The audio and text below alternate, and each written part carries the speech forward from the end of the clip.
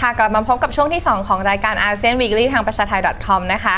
ก็อย่างที่พูดไปแล้วในตอนแรกของรายการนะคะเราจะพาท่านผู้ชมมารู้จักลาวเพื่อนบ้านของเราในมิติที่ลึกขึ้นนั่นก็คือทางมิติทางการเมืองเศรษฐกิจเอาง่ายๆเลยอาจารย์คือลาวเนี่ยปกครองด้วยระบอบอะไรแล้วค่ะตอนนี้เพราะว่าอันนี้คือแบบไม่ค่อยรู้เรื่องเลยคือการวิเคราะห์โครงสร้างการเมืองการปกครองลาวเนี่ยต้องทำความเข้าใจก่อนว่ามันเป็นระบอบคอมมิวนิสต์ซึ่งคล้ายๆกับของเวียดนามอดีตสหภาพโซเวียตหรือแม้กระทั่งเกาหลีเหนือการทำความเข้าใจกลไกทางการปกครองของประเทศลาวนั้นเนี่ยต้องดูที่พรรคคอมมิวนิสต์ก็คือพรรคประชาชนปฏิวัติลาวซึ่งเป็นศูนย์รวมของแผงอำนาจระดับสูงใน politics ของลาวนะครับในโครงสร้างของพรรคประชาชนปฏิวัติลาวเนี่ยก็จะมีหน่วยบริหารเนี่ยออกเป็นหลายส่วนไม่ว่าจะเป็นสมัชชาพรรคซึ่งเป็นองค์กรสูงสุดแล้วก็ดูเรื่องการกำหนดนโยบายยุทธศาสตร์การเมืองการทหารการพัฒนาประเทศไม่ว่าจะเป็นคณะกรรมการกลางของพรรคนะครับซึ่งก็จะเน้นเรื่องการจัดระเบียบวาระการประชุมต่างๆและรวมถึงคณะกรรมการกรมการเมืองหรือว่า Politburo เหมือนของจีนเหมือนของโครงสร้างพรรคคอมมิวนิสต์ทั่วไปเลยเหมือนเลยครับเหมือนเลยทั่วไปเลยนะครับแต่ว่า Politburo จะเป็นศูนย์รวมของชนชั้นนำที่กลุ่มอำนาจในประเทศลาวซะส่วนใหญ่แล้วก็ตัวพรรคประชาชนปฏิวัติลาวเนี่ยก็จะคุมทางด้านการเมืองการปกครองแล้วก็การทหารเพราะว่าสมาชิกของพรรคก็จะถูกแอสไซน์นะครับเข้าไปนั่งเป็นผู้นำระดับสูงทั้งในสภาแห่งชาติแล้วก็ในกองทัพคราวนี้เรามาดูปีกทาง politics หรือการเมืองก่อนนะครับก็คือเราเอาพรรคนี่เป็นตัวตั้งแล้วก็แบ่งออกมาเป็นทางด้านของpolitical affairs กับ military affairs นะครับพอเรามาดูทางปีกทางด้านการเมืองเนี่ยเราจะพบเลยว่าโครงสร้างมันก็จะมีประธานประเทศนะครับเป็นผู้กลุ่มอำนาจสูงสุดนะครับก็จะมีหน้าที่ในการเซ็นสัญญาสนธิสัญญาต่างๆกับรัฐต่างประเทศนะครับมีหน้าที่พิจารณากฎหมายต่างๆนะครับแล้วก็มีหน้าที่เป็นตำแหน่งของทั้งประมุขแล้วก็จอมทัพในเวลาเดียวกันปัจจุบันก็คือท่านพลโทจุมลีชัยสอนนะครับแล้วก็มีรองประธานประเทศก็เป็นรองของ President อีกทีหนึ่งนะครับก็มีท่านบุญยังวรจิตเป็นรองประธานประเทศนะครับแล้วหลังจากเรื่องของประธานประเทศรองประธานประเทศเนี่ยมันก็จะมีคณะรัฐมนตรีนะครับมีเป็น10 กว่ากระทรวงนะครับก็จะรัฐมนตรีต่างๆก็จะทำงานบริหารตามความถนัดของแต่ละกระทรวงแต่ว่าก็ถูกอยู่ภายใต้การกำกับดูแลของประธานประเทศด้วยแล้วนอกจากนี้ยังมีสภาแห่งชาติมีสมาชิกประมาณ132 คนถือว่าเป็นระบบสภาเดียวไม่ได้เหมือนในบ้านเราในพม่าหรืออื่นๆที่เป็นระบบสภาคู่นะครับสภาสูงสภาล่างอันนี้เป็นสภาเดียวนะครับก็ทำหน้าที่พิจารณากฎหมายมาตราต่างๆระเบียบข้อบังคับนโยบายต่างๆนะครับแต่ว่าก็คนที่มีอำนาจที่แท้จริงก็จะคือประธานประเทศแล้วก็แผงอำนาจในพรรคประชาชนปฏิวัติลาวนะครับอันนี้ก็คือทางด้านปีกของกิจกรรมทางการเมืองอันนี้พอดูทางด้านทหารนะครับชนชั้นนำทหารระดับสูงส่วนใหญ่ก็จะนั่งอยู่ในพรรคคอมมิวนิสต์ด้วยนะครับแล้วก็คุมกองทัพอีกทีหนึ่งคราวนี้เรื่องของโครงสร้างกองทัพในประเทศลาวเนี่ยก็จะพบว่ากำลังพลประมาณ 60,000 นายแบบสัก 58,000 เนี่ยเป็นกองกำลังทางบกแล้วก็ทางเรือแต่เรือก็เป็นเล็กๆน้อยๆเพราะลาวไม่มีทางออกทะเลก็จะเป็นหน่วยตามลุ่มน้ำโขงซะส่วนใหญ่นะครับแล้วอีก 2,000 เป็นกองทัพอากาศนะครับคราวนี้เนี่ยเมื่อเราดูสัก 58,000 เนี่ยมันก็จะแบ่งออกเป็น2 ส่วนนะครับเราดูตอนกองทัพบกเป็นตัวตั้งก็จะมีกองทหารประจำการนะครับสัก 20,000 กว่าอันนี้ก็จะเป็นนายทหารระดับสูงแล้วก็มีทหารที่รับผิดชอบในการป้องกันประเทศเป็นส่วนใหญ่แล้วก็อีกสักครึ่งหนึ่ง 20,000 กว่านะครับเป็นไม่ใช่ทหารประจำการนะครับแต่เป็นทหารที่ผูกพันกับชาวบ้านเรียกว่ามิลิเทียหรือว่าพวกทหารบ้านเช่นกองหลอนนะครับเพราะนั้นตรงนี้ก็ทำให้กองทัพลาวเนี่ยมีความผูกพันกับประชาชนได้ด้วยเพราะเนื่องจากว่ามีการใช้หน่วยทหารบ้านเข้าไปตั้งเซลล์นะครับเพื่อผูกพันกับประชาชนในพื้นที่สุดท้ายแล้วกองทัพกับกิจกรรมทางการเมืองหรือพรรคการเมืองก็มีปฏิสัมพันธ์ซึ่งกันและกันนะครับอันนี้เป็นภาพรวมของระบบการเมืองการปกครองและกองทัพในลาวฉะนั้นคนที่เป็นเรียกว่าสูงสุดเนี่ยเขาเรียกว่าเป็นประธานาธิบดีหรือว่าเป็นประธานประเทศครับเป็นประธานประเทศครับ เป็นประธานประเทศอันนี้ก็เป็นสิ่งหนึ่งที่ไม่เคยรู้เหมือนกันนะคะ ก็เป็นเกร็ดความรู้ที่ปัจจุบันคือท่านจุมลีชัยสอนคนนี้เนี่ยจบ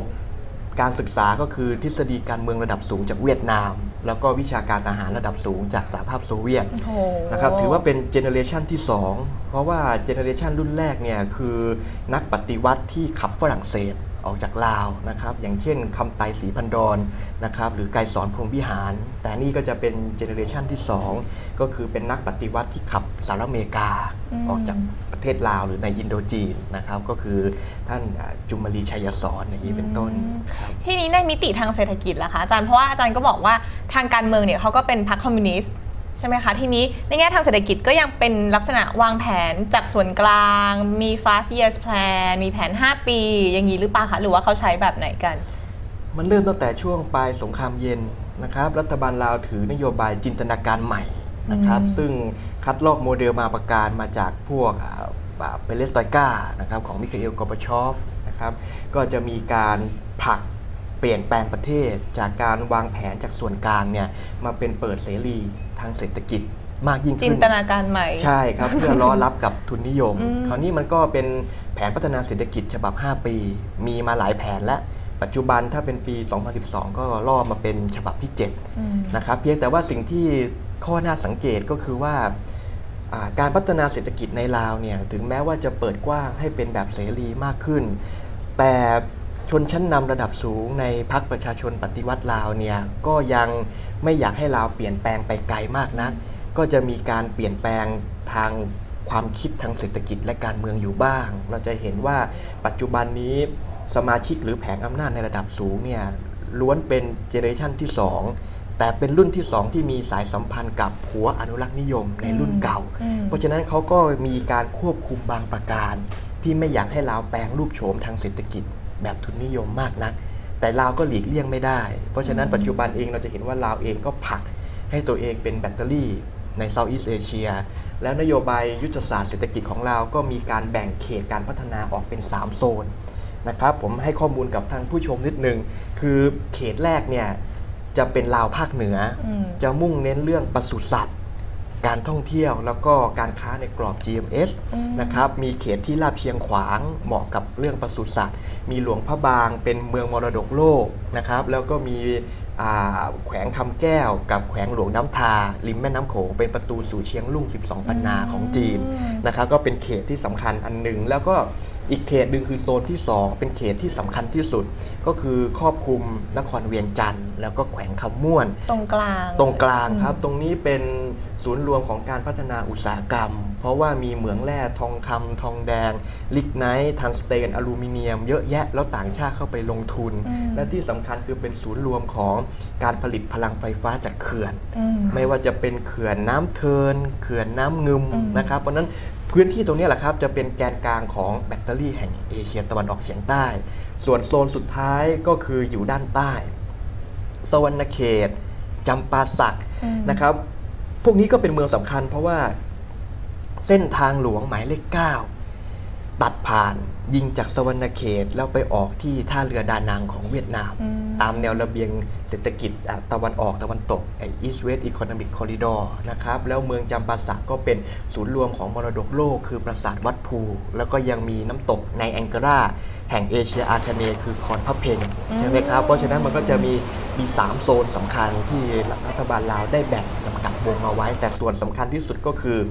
ด้านกลางนะครับตรงสาขาของลำน้ำโขงซึ่งเป็นศูนย์หรือคลังของกระแสไฟฟ้า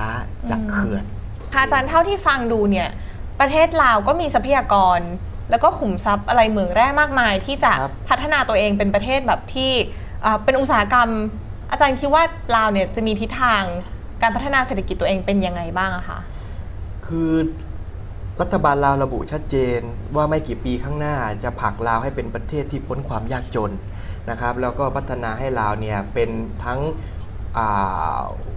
คลังอาหารนะครับคลังทรัพยากรแล้วก็เป็นแบตเตอรี่ในเซาท์อีสต์เอเชียแต่ลาวก็ประสบปัญหาบางประการไม่ว่าจะเป็นความเหลื่อมล้ำในการพัฒนาระหว่างเมืองกับชนบทค ความแตกต่างระหว่างคนรวยกับคนจนอัตราการรู้หนังสือนะครับแล้วก็ความสลับซับซ้อนทางชาติพันธุ์ซึ่งส่งผลกระทบต่อยุทธศาสตร์การพัฒนาประเทศด้วยไม่ว่าจะเป็น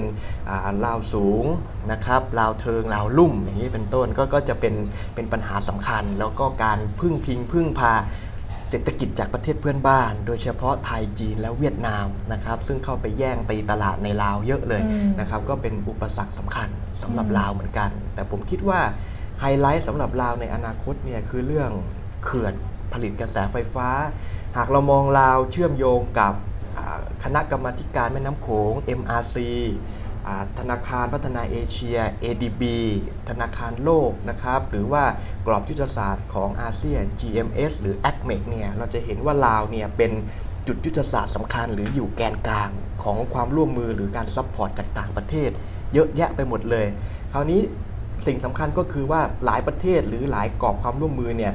จะผลักให้ลาวเนี่ยสร้างเขื่อนผลิตกระแสไฟฟ้าขึ้นมากมายแล้วอาเซียนในศตวรรษใหม่เนี่ยจะมีความร่วมมือทางพลังงาน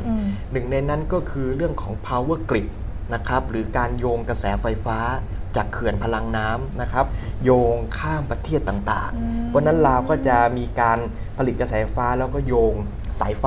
เชื่อมมาที่ประเทศลาวเวียดนามหรือแม้กระทั่งจีนในกรอบของ GMS มากขึ้นนี่เองเขาถึงได้รับฉายาว่าเป็นแบตเตอรี่แห่ง Southeast Asia ถูกต้องครับเพราะว่ากรอบของอาเซียนจะดันเรื่องนี้ด้วยเพราะว่าเป็นเรื่องของความมั่นคงทางพลังงานครับอันนี้มันมีเขื่อนสำคัญหลายเขื่อนแต่ที่เป็นปัญหาหรือ hot issue อยู่ปัจจุบันเห็นจะเป็นเขื่อนน้ำเทิน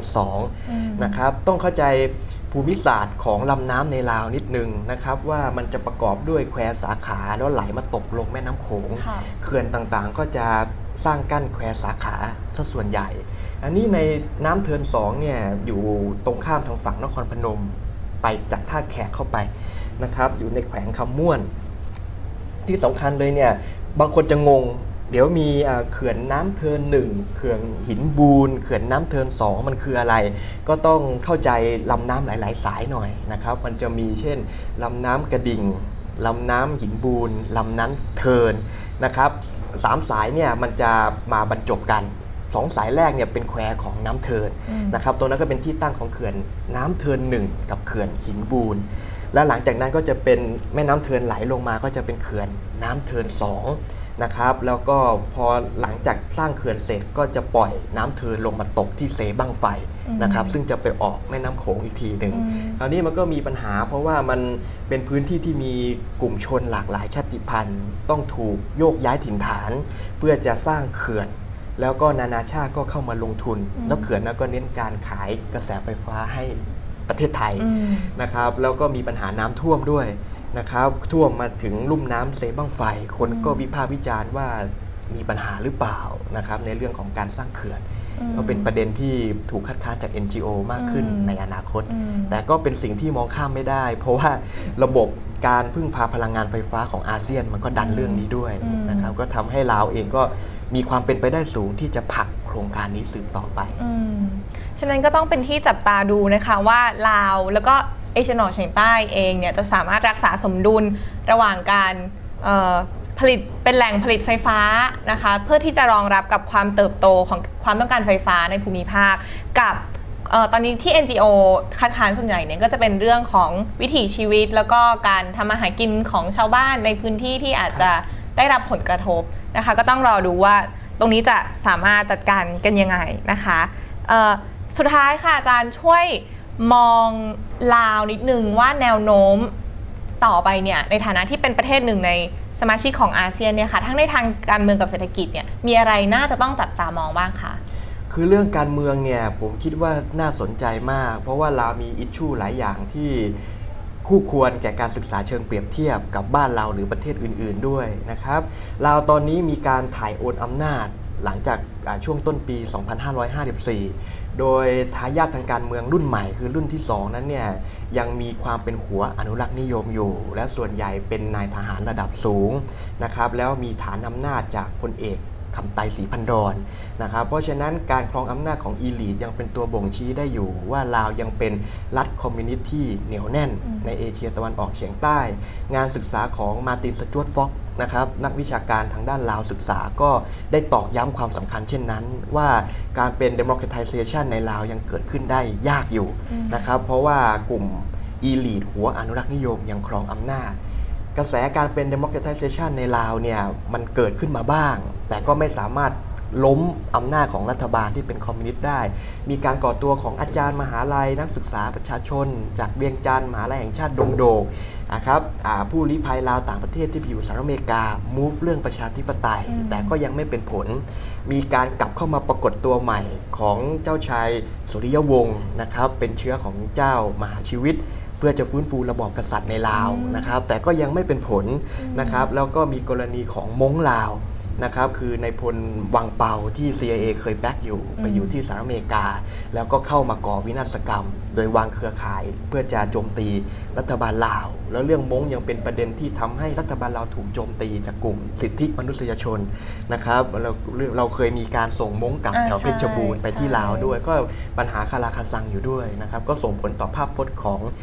รัฐบาลลาวในแวดวงระหว่างประเทศเพราะฉะนั้นเรื่องการเมืองก็น่าสนใจส่วนเรื่องเศรษฐกิจนั้นคงหนีไม่พ้นเรื่องของเขื่อนพลังไฟฟ้าและสายแร่นานาชนิดซึ่งนักลงทุนไทยก็เริ่มจะจ้องตาเป็นมันและโดยดูลาวเนี่ยสำรองไว้กับพม่านะครับเพื่อจะเข้าไปลงทุนแต่คงไม่อาจจะครองพื้นที่การลงทุนได้ทั้งหมดเพราะเวียดนามก็เข้าไปแย่งส่วนแบ่งตลาดหรือการลงทุนได้เยอะเช่นกันเพราะนั้นอนาคตลาวเนี่ย